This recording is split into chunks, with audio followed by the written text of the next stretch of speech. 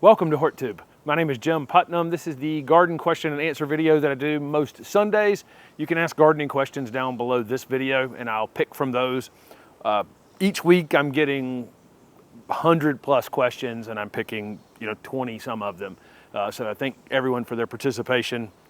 Not picking all the questions. I'm trying to pick ones that are relevant. I just have to say that every week because I don't want anybody to get annoyed that I'm not picking their question. It's not anything, I get to a certain amount and then I stop. This past week I probably didn't put up as much. I skipped, I think 3 out of 4 days. I had a real, very serious computer issue with my editing software. Was causing a problem with my computer, which is nothing new, but this one lingered. This one lingered, and it wasn't a fun few days. The Learn to Garden video series, I haven't put up anything on there in like 2 weeks because I went to Columbus, Ohio, and then I've had this computer issue and a couple other things going on, but there's a pruning video that's gonna go up on it this next week. So if you're not subscribed over there or you haven't bought the Learn to Garden video series, I don't know how many videos there are now. It's a lot of content. It's building over time. I'm probably gonna put up content on it right through next year. You buy it once, you own it. And I've extended the $50 off coupon. It's right down below this video, and you can go over to my website and use the $50 coupon. I think it's summer 50 or something like that is the code that you use. Also, there's shirts over on my website as well, so that's over on HortTube.com. This is the ACA shirt that a lot of people have bought it. I've been pleasantly surprised, and I thank you guys very much. Of course, my mic is pulling it down right now, but it just says ACA, which is the last 5 letters of the plant family names, like Asteraceae, that kind of thing.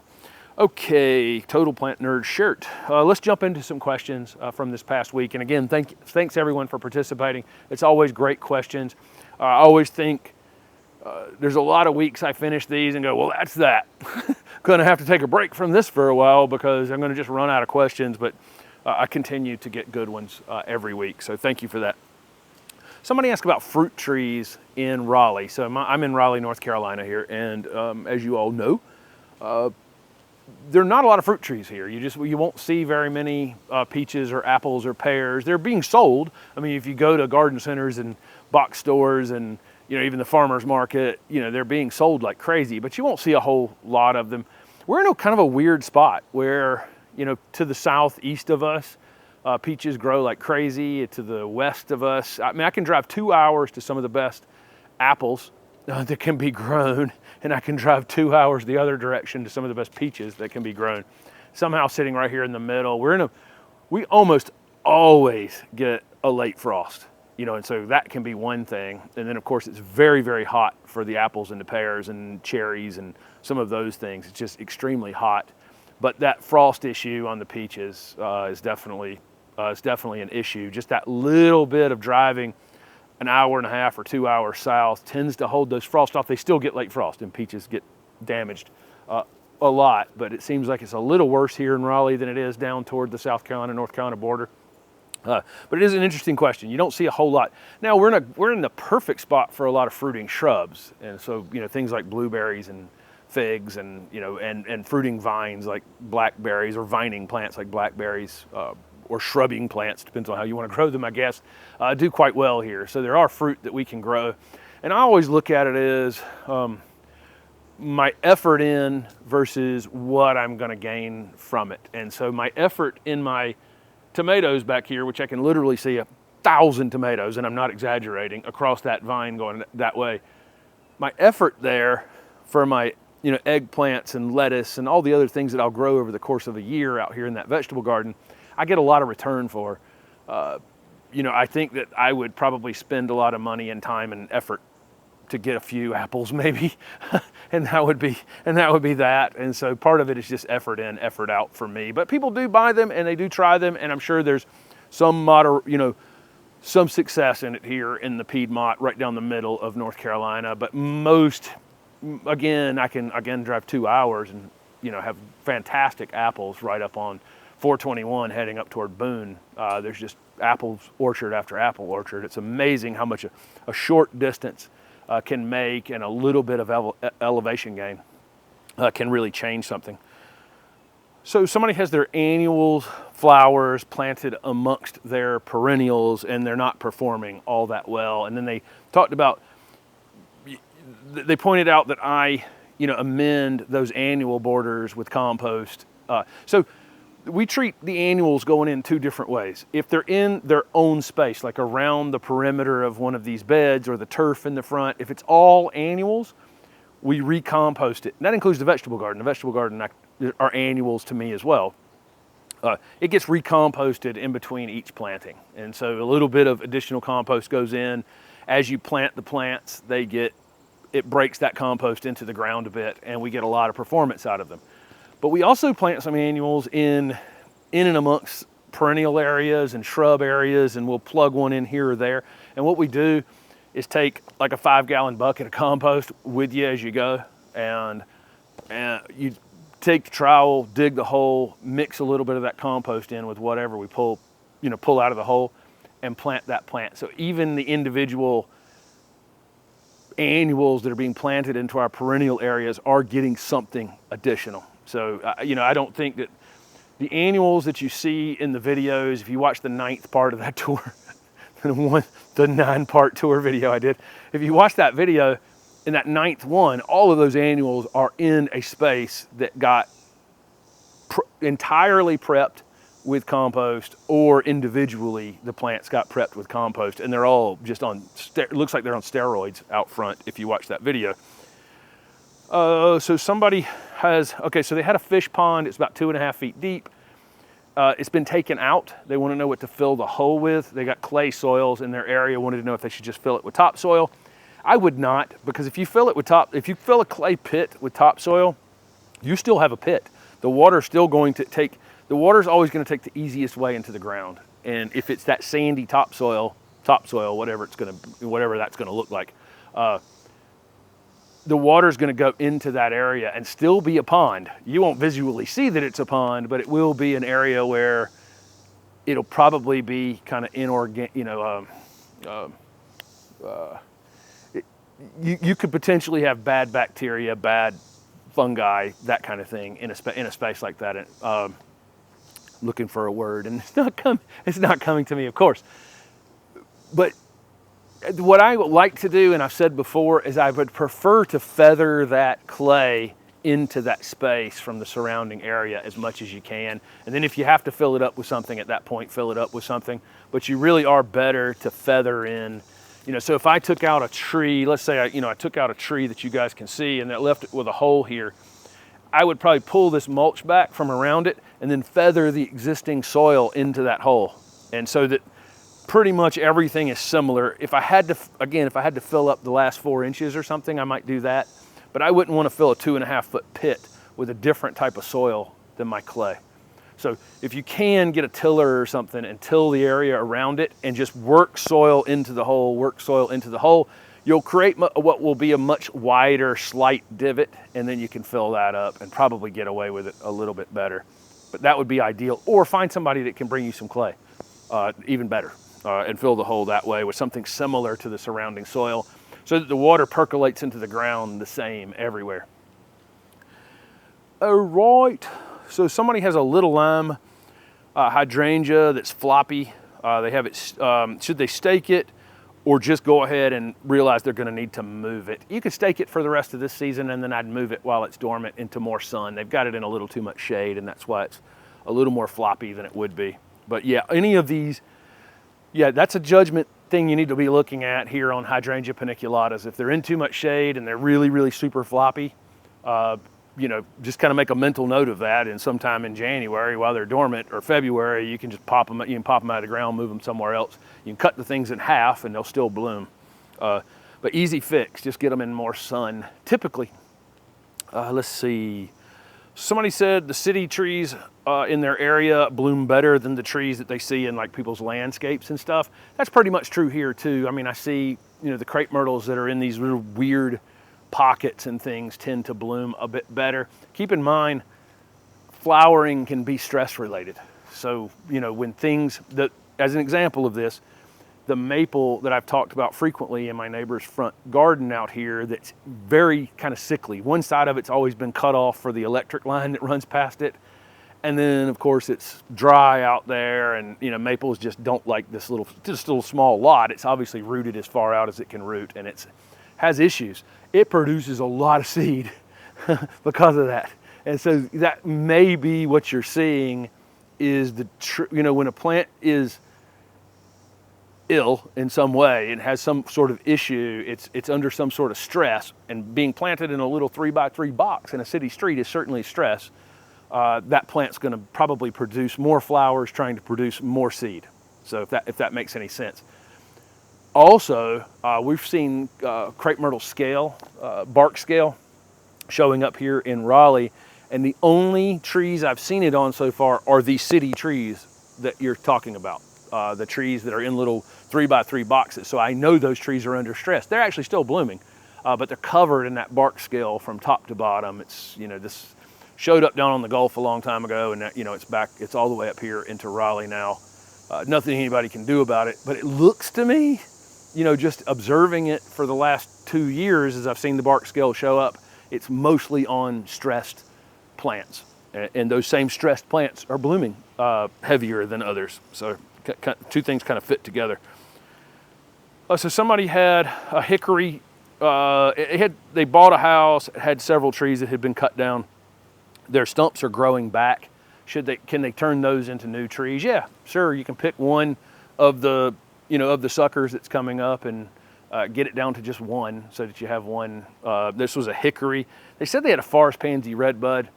Forest pansy is typically grafted, so I don't know if it was, it'd be interesting if how tall the stump is if you were having purple foliage on it, because it's got to be above the graft in all likelihood to have the purple foliage. But yeah, if you cut a tree down and a sucker starts coming back up and it's vigorous, heck yeah, you can turn that into you can let that grow up into a tree. You want to eliminate the other suckers around it, so it has, pick the one that looks like it's the straightest and looks like it's the most vigorous, and let it roll, see what happens.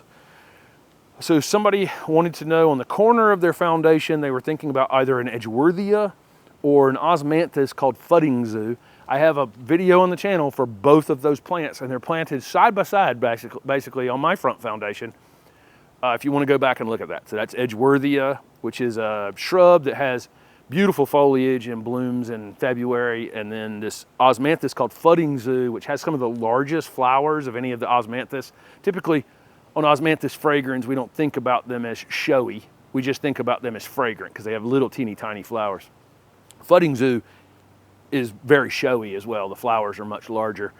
I've got that plant planted on the corner. It was in a video. You can go back and take a look at that video from last year.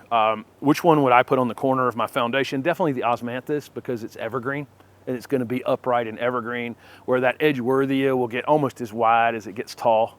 I love them both. I've shown Edgeworthia 100 times in 1,300 videos on this channel probably.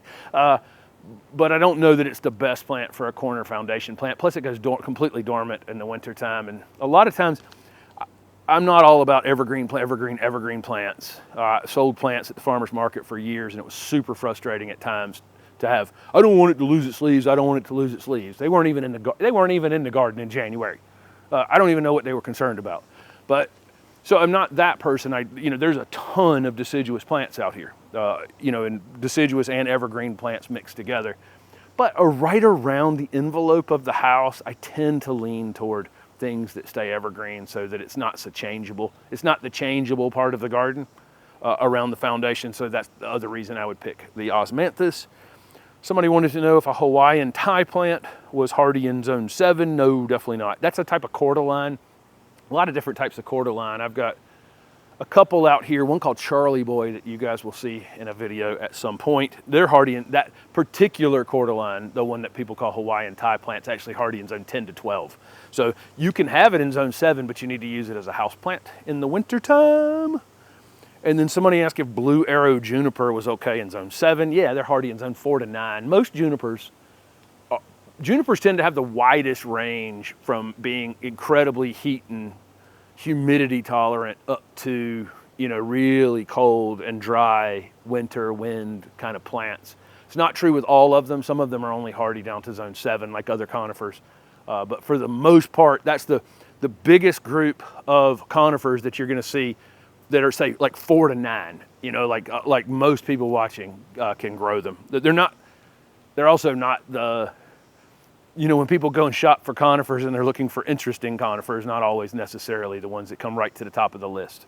But most people watching can grow. There's definitely a juniper you can grow. Let's see, when to divide Carex.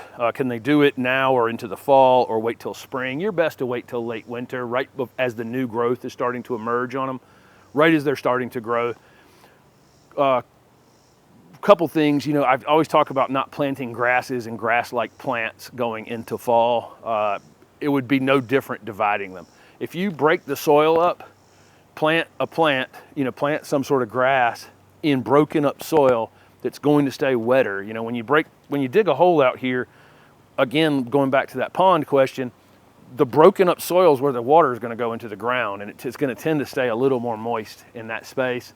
And then that grass or grass-like plant, as in Carex, is not calling for that water. It doesn't need that water. It's not growing. It doesn't want to be in a wet space during the winter time. So you're much more likely to have them drown dividing them in the fall. So just leave them in the ground right as they start to emerge in the spring. Pop them out of the ground, cut them in half with a shovel. You don't even have to be nice about it, and they'll be fine. So somebody. Let's see. Okay, so they moved from an area where they had clay soils, and now they've moved down to Florida in zone 9B, and they have very sandy soils. You know, how would you treat them differently? I wouldn't. I don't really treat any soils very differently. I would go in there and put some sort of compost layer across it, or wood chips, ideally, you know, and stack them up where you're going to have bed spaces. Let them break down as that compost, as you dig holes in the future, that compost will get mixed down into that sand. You're probably going to have to do, Ollie's still back there laying behind me. You're probably still going to have to do a little more watering, you know, in those sandy soils than other people, but you're also going to get more rain, you know, down in zone 9B in Florida. You're probably going to get more consistent rain. But I don't treat them any differently, really. But I do know at the end, I'm probably going to have to water that sand a bit more. If it gets dry, when it's in between rains and waterings, it's going to dry faster. Okay, somebody wanted a 10 to 15 foot tall evergreen that will take some shade, and they were up. I think they were in zone 7. I think so. So Clayera, I've got a couple Clayera out here in the garden, and they'll do sun or shade. Elysium, I don't think you can see the Elysium here. You can see the gold Elysium back here.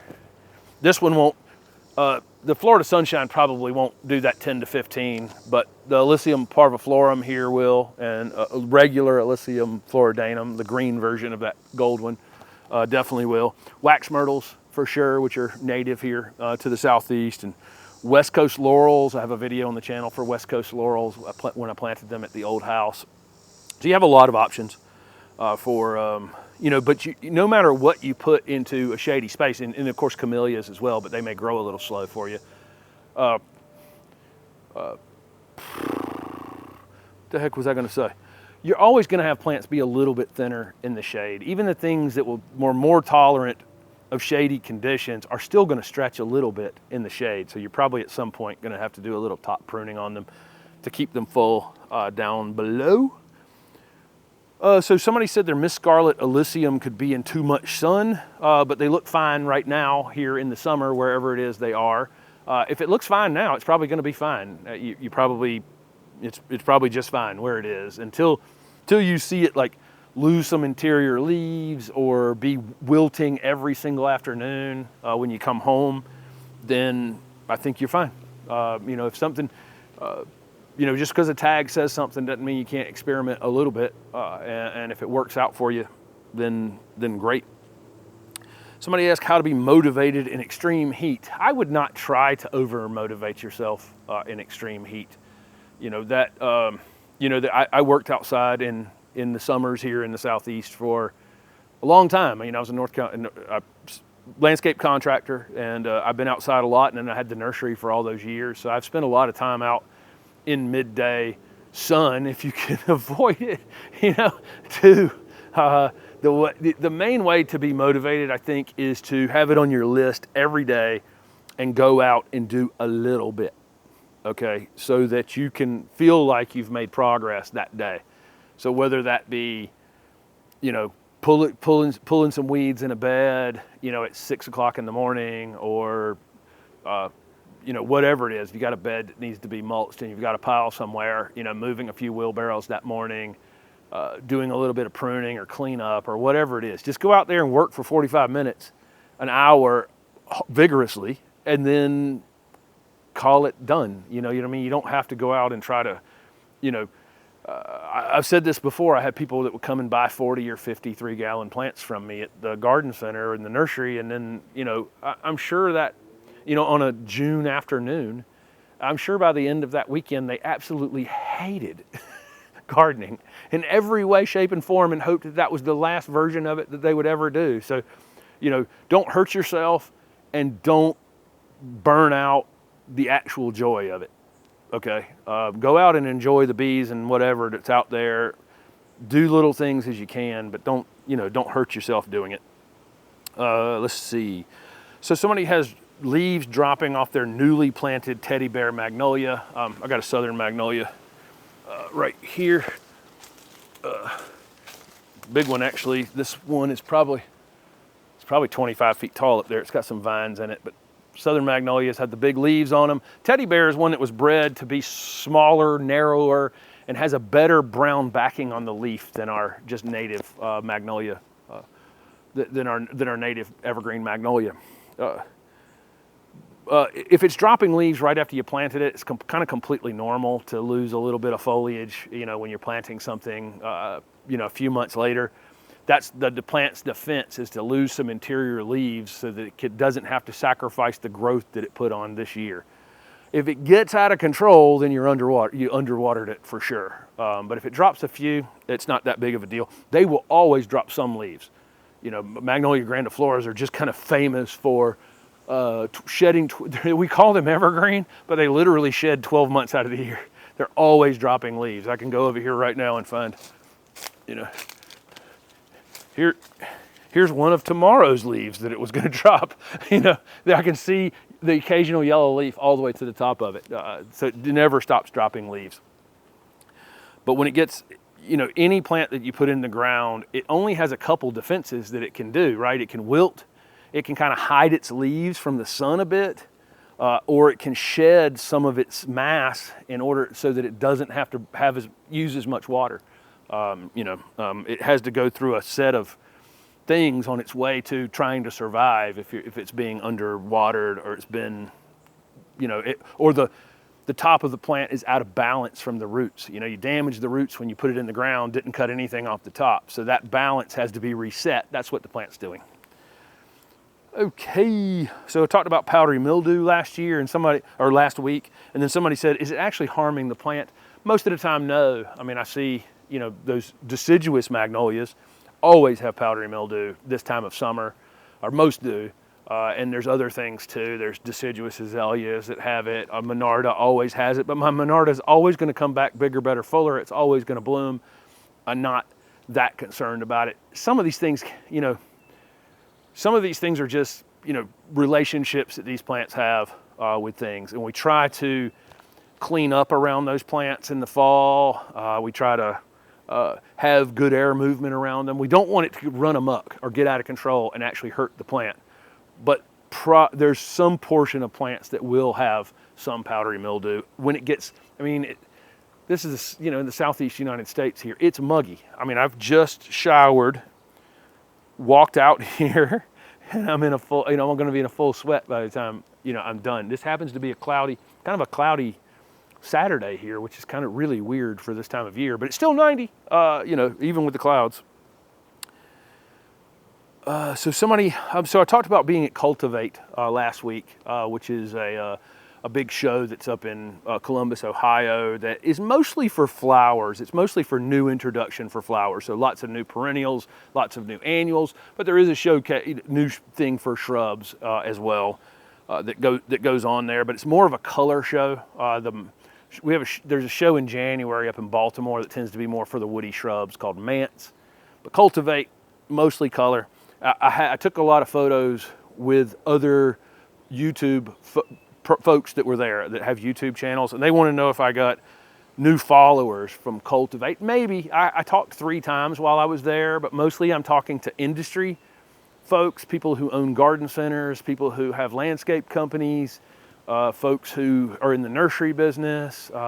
You know, I do work with plant development services that's Southern Living Plant Collection and Encore Azaleas and Better Boxwood and Sunset Plant Collection. And I do, you know, I visit nurseries for them, and I do other work other than what you guys see, you know, on this channel. And so when I go to a show, I tend to be going with them and for them. And so I will take and help out when somebody has to be out of the space and there's somebody from a magazine coming. I'll do the interview.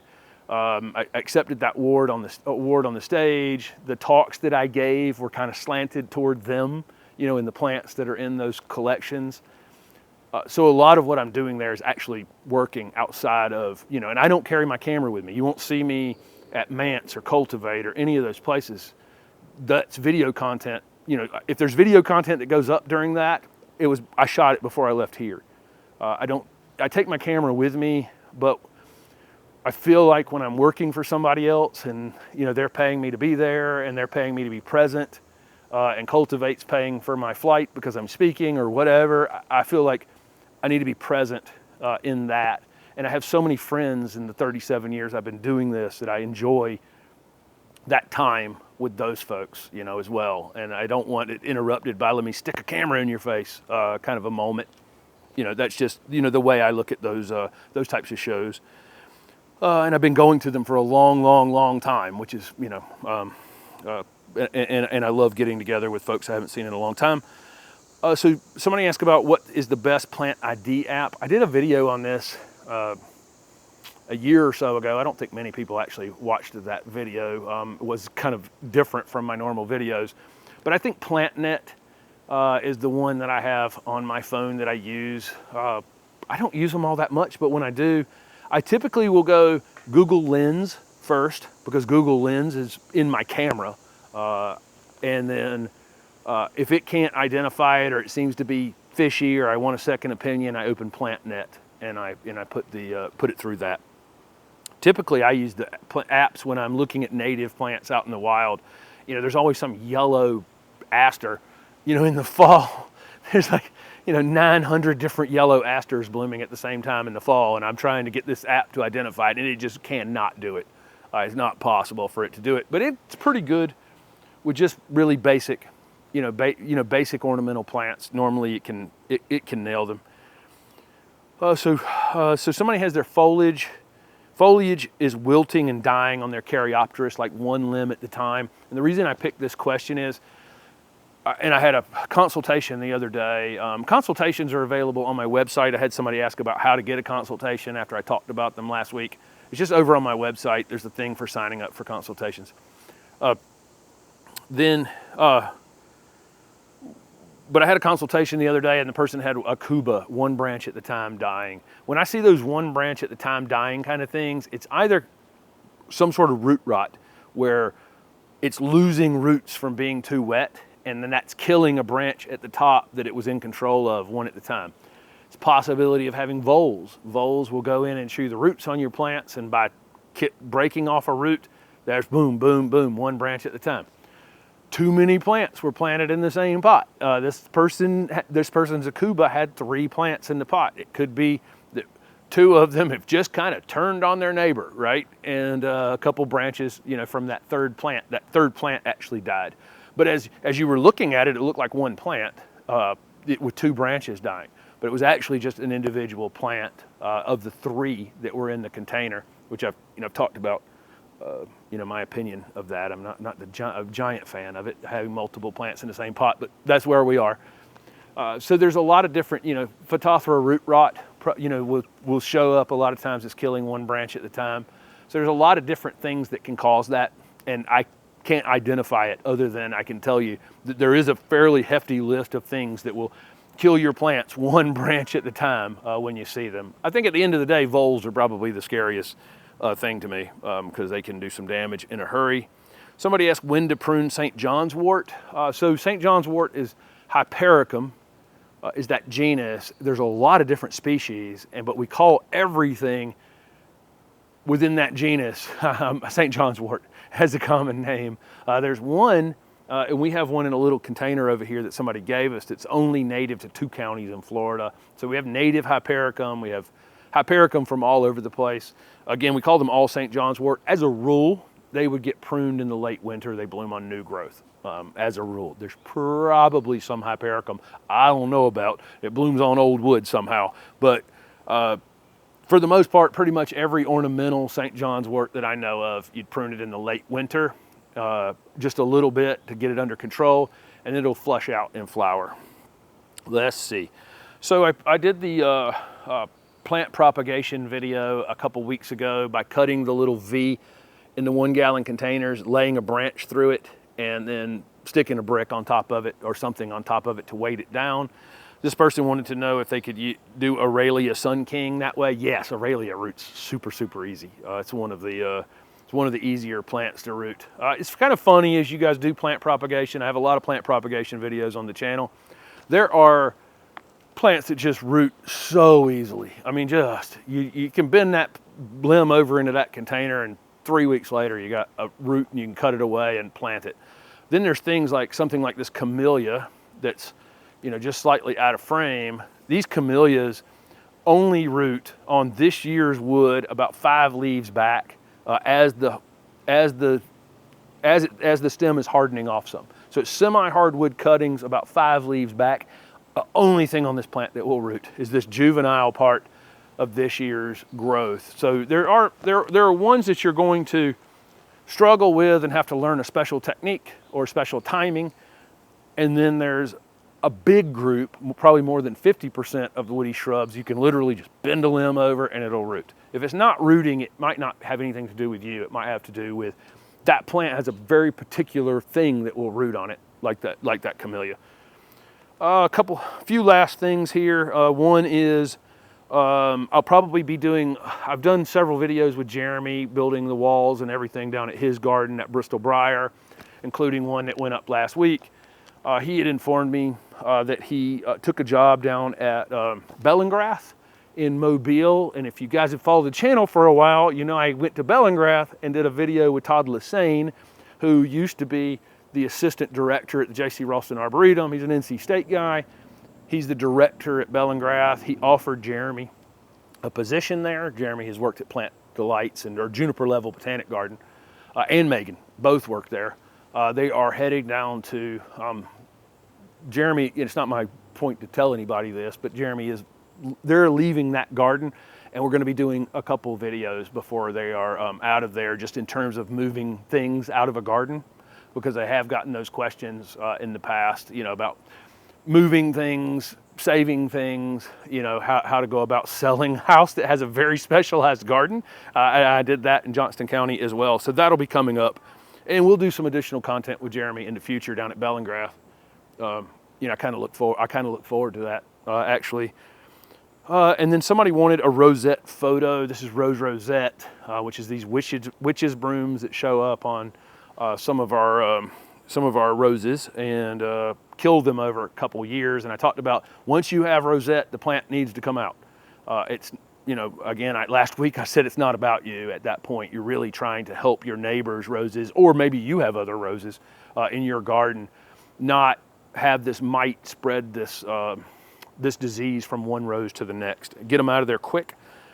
And then again, I said consultations are over on the website, and so is the Learn to Garden video series. Again, I don't know how, I'm going to continue to put content up. I have a very long list of content that I have come up with to put on there as I have time for the next year and a half. You know, certainly there's going to be more and more added to it, and there's a $50 discount below this video. Thank you guys for following along with the channel.